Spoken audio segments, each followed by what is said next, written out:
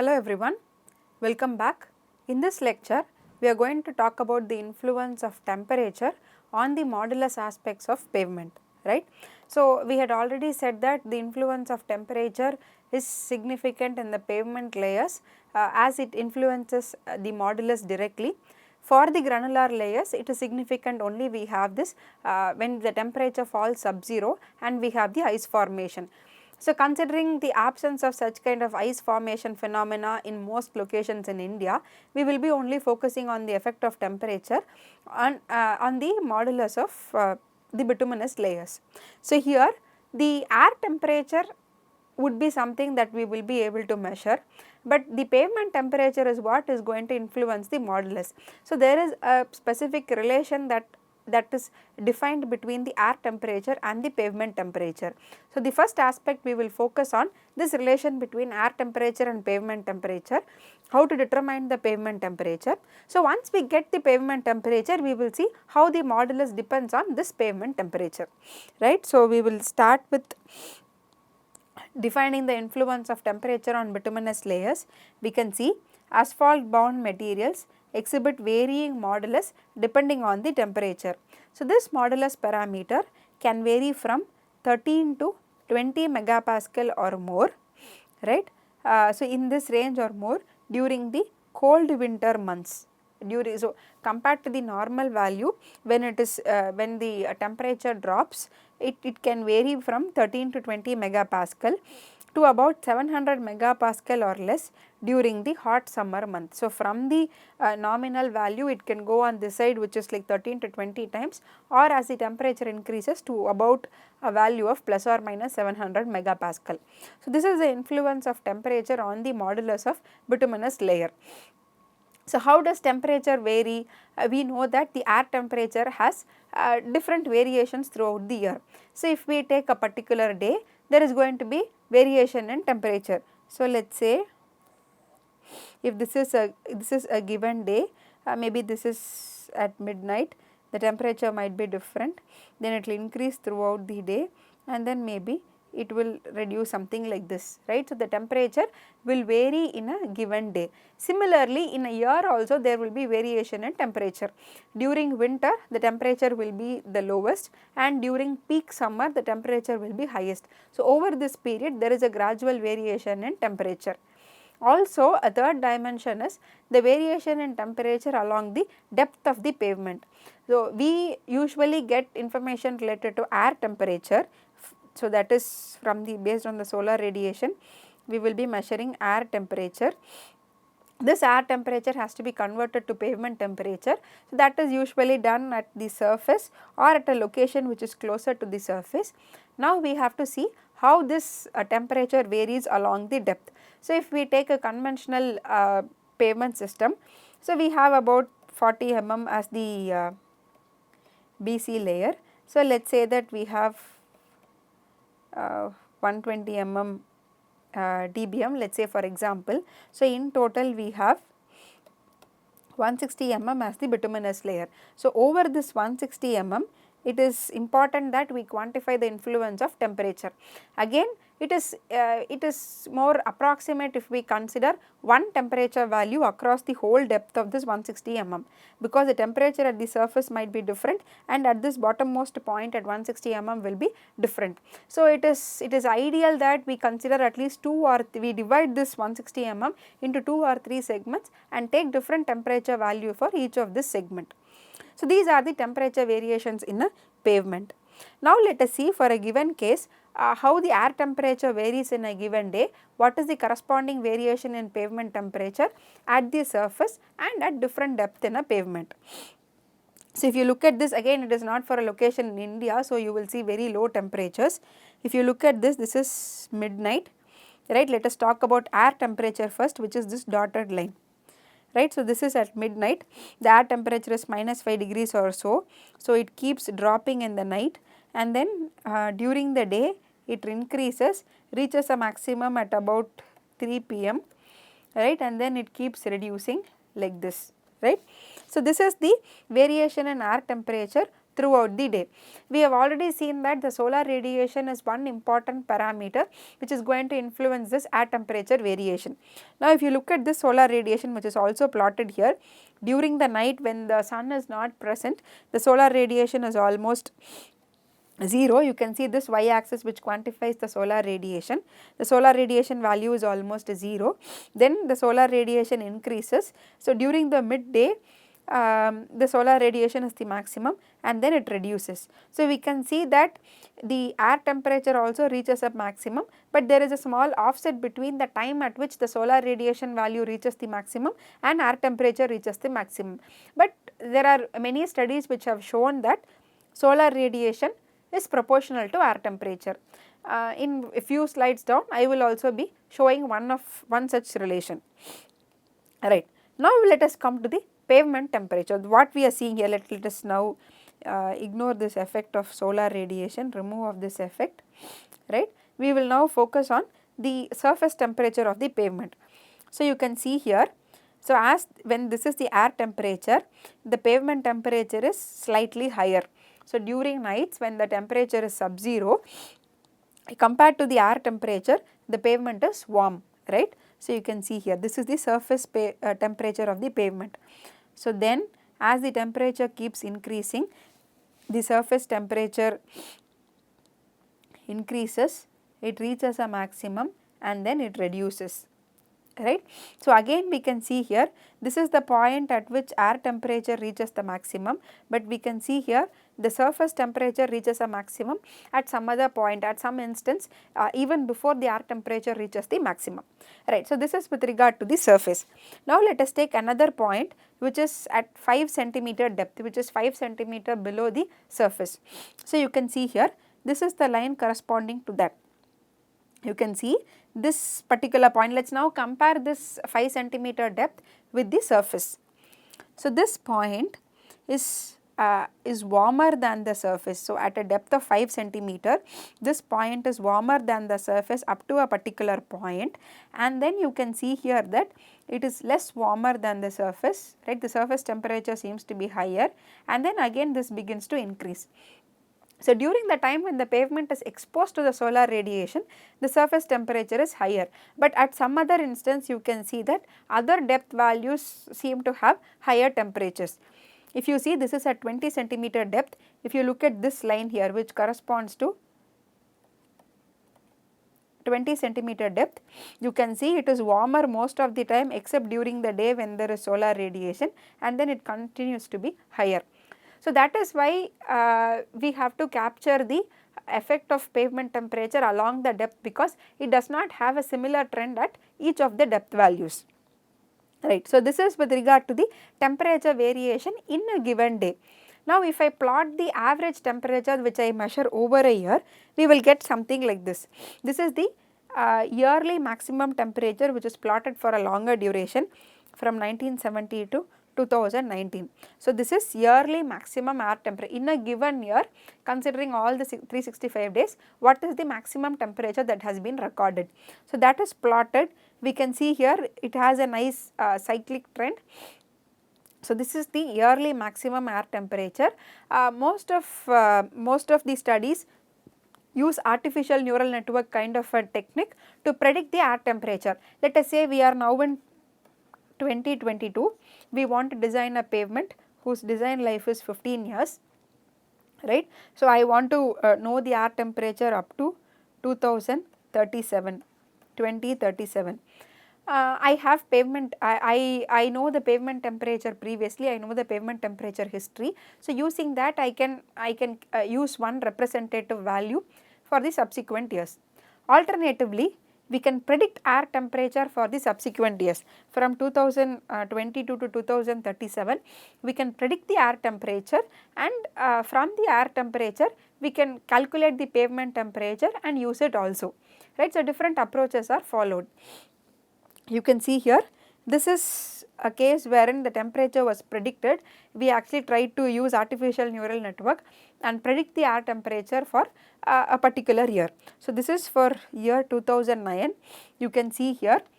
So this is the actual maximum, the square ones are the actual maximum and the star ones are the predicted maximum. This is the daily maximum and minimum value for a given year, okay, and this is the daily minimum value, which are the actual values are given in circle and the predicted values are given here as triangles, right.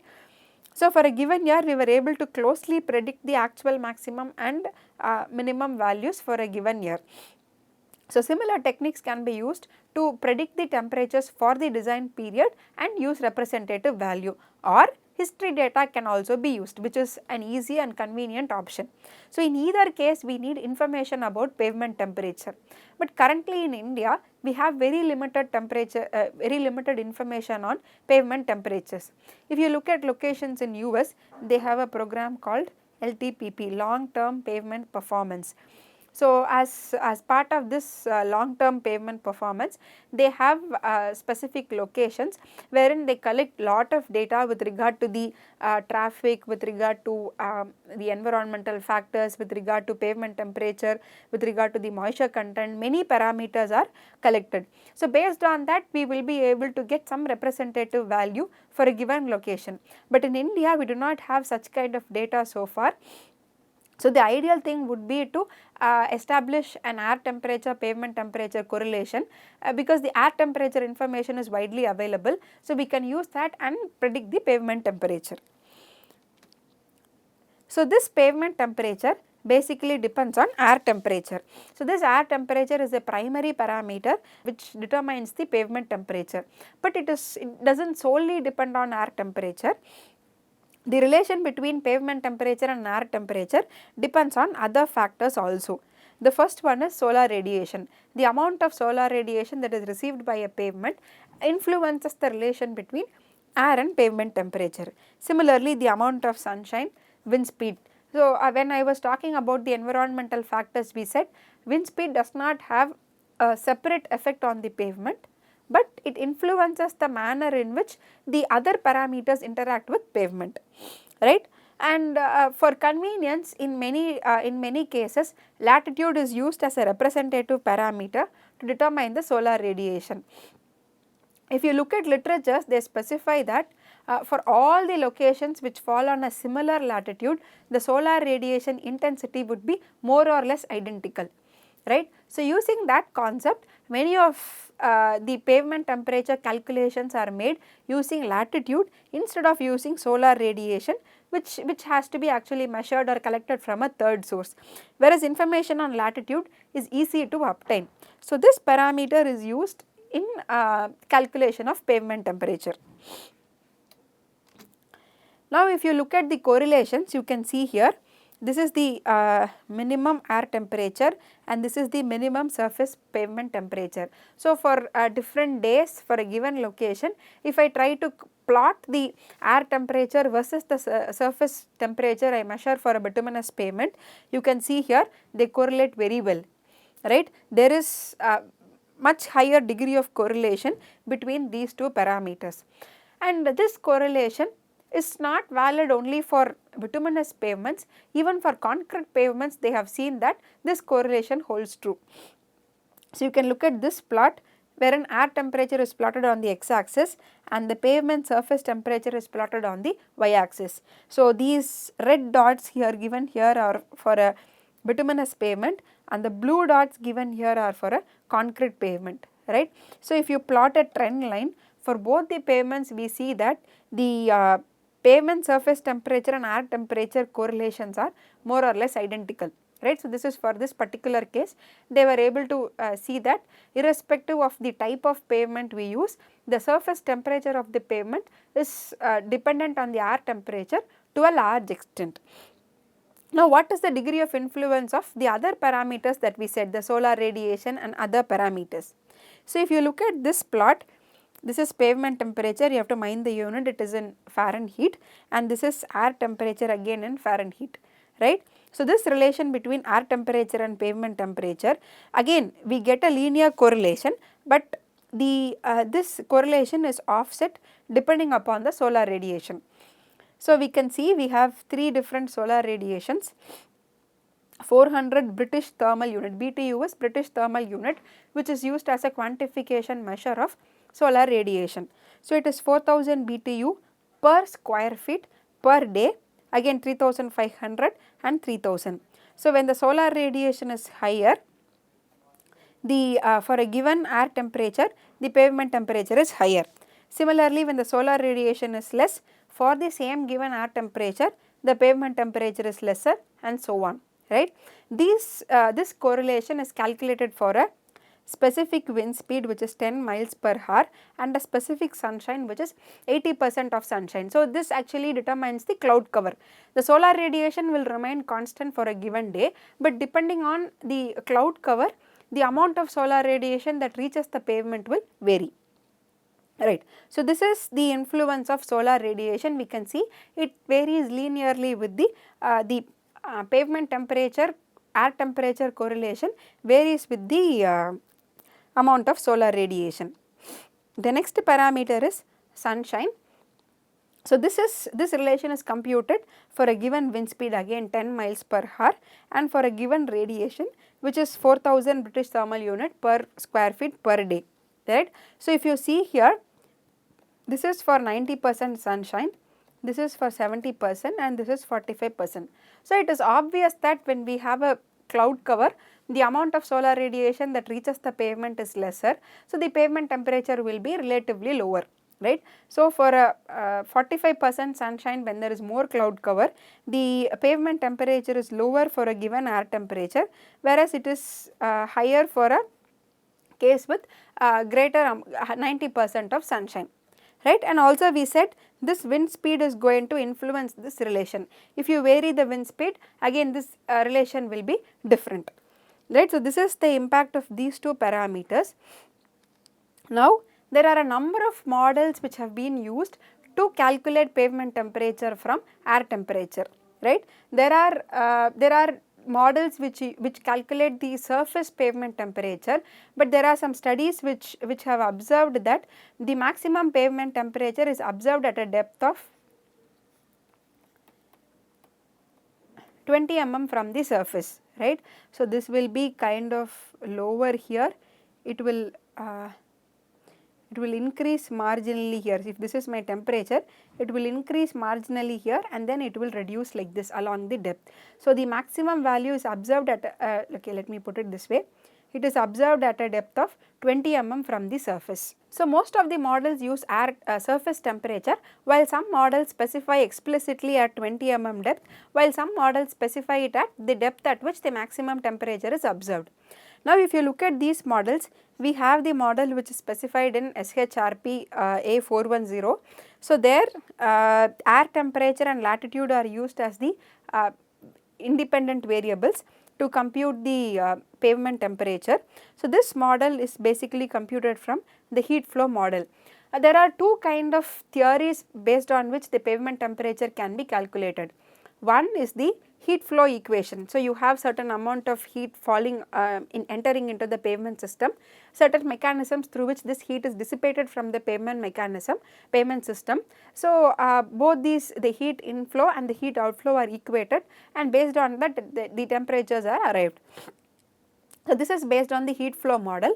Alternatively, regression models are used wherein information on air temperature is measured, the pavement temperature is also measured, and then a regression is established between the two to compute pavement temperature from air temperature, right. So here you can see here the temperature at a depth of 20 mm, which is the maximum temperature, is computed from the surface maximum temperature and the and a constant, right. The surface temperature can be, there are two equations to compute. I have just shown you the minimum equation. The minimum surface temperature is nothing but the minimum air temperature. There is one more equation available which gives you the surface temperature, which gives you the temperature at a depth of, the maximum temperature at a depth of 20, at the surface, right. So both these equations can be used to compute the minimum surface temperature or maximum surface temperature.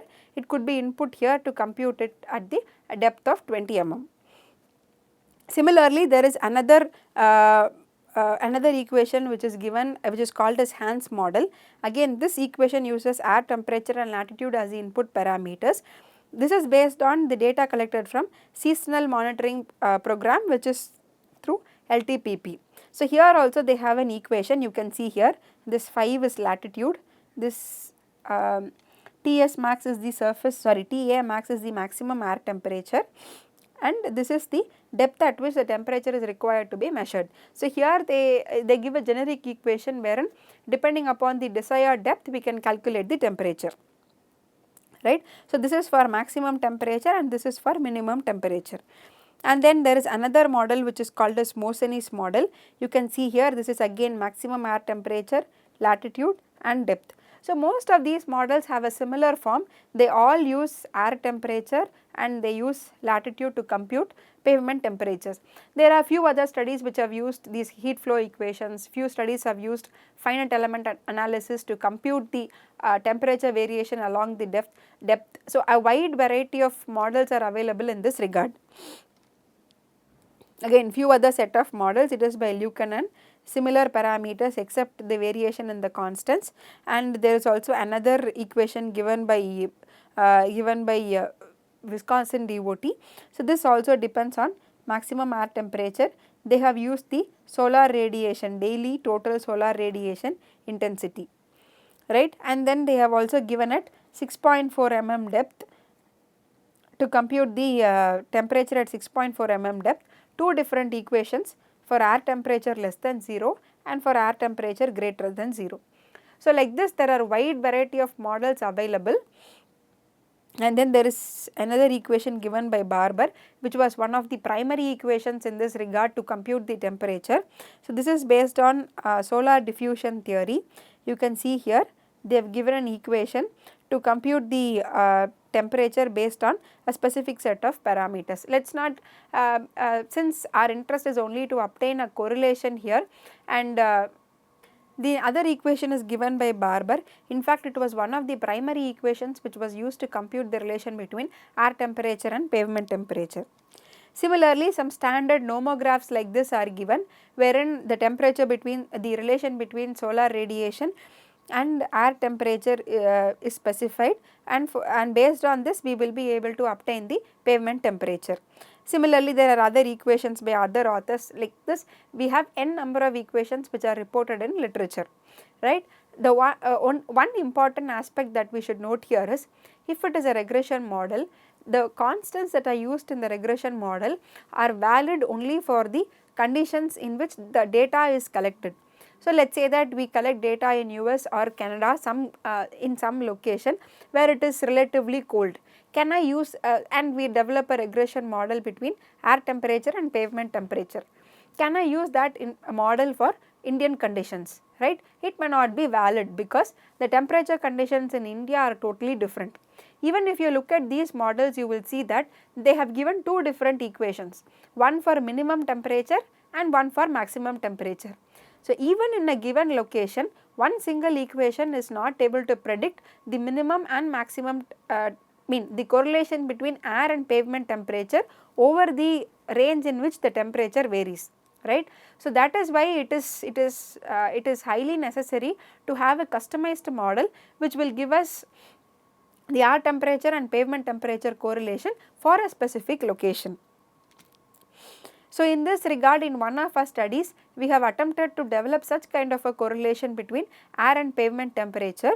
So we used a form, a generic form like this, the air temperature, a constant, another constant into air temperature and another constant into latitude. So here also we chose air temperature and latitude as the independent variables to predict the pavement temperature, and this was the regression model that we developed to predict the pavement temperature.